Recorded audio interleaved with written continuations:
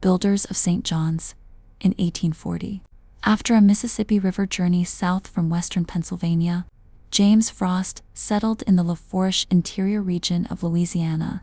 Born on December 20, 1814, in Uniontown, Pennsylvania, James was the son of Polly Colley and Joseph Frost.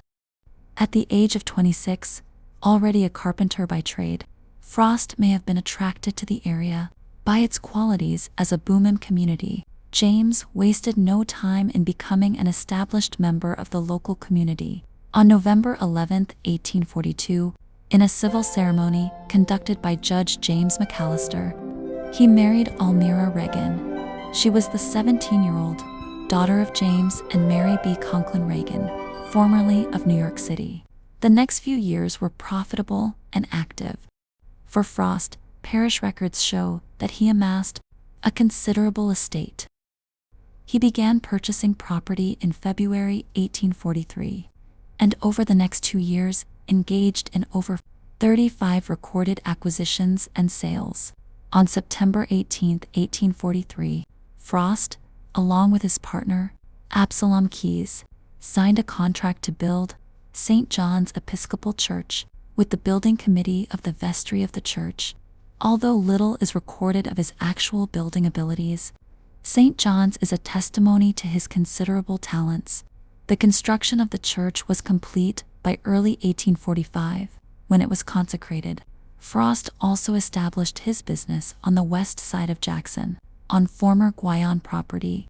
His site was listed in the Minerva of June as being located on the corners of Levee and Church Streets, opposite the sawmill. During the active business period of the life of Frost, his family also grew substantially.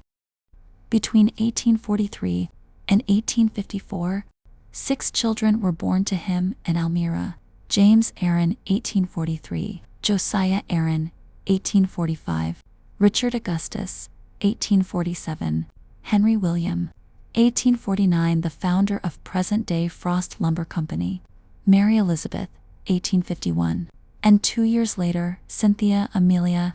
But this happy family was not to remain whole, because Frost, first, followed by the youngest child, Cynthia Amelia, succumbed to the yellow fever, which swept through the town. In September of 1853, the Minerva of October provided an insight into the character of James Frost and his value to the community. Death selects a shining mark is an old adage, and it was never more truly exemplified than in the case of the subject of this memoir, stricken down in the career of his usefulness, leaving a wife and 5 children to mourn his sudden and untimely demise. Born and reared in a country whose inhabitants seldom aspired to great riches, he had, by his frugality and industrious habits, amassed means sufficient to place his surviving wife and children far beyond the portals of poverty and want. His brief career is now at an end, and his spirit has wafted back to the God who gave it. The deceased was a member of Magnolia Division No. 63 of the Sons of Temperance, and as such was exemplary and esteemed. The true friend, the kind neighbor and devoted husband, is now no more.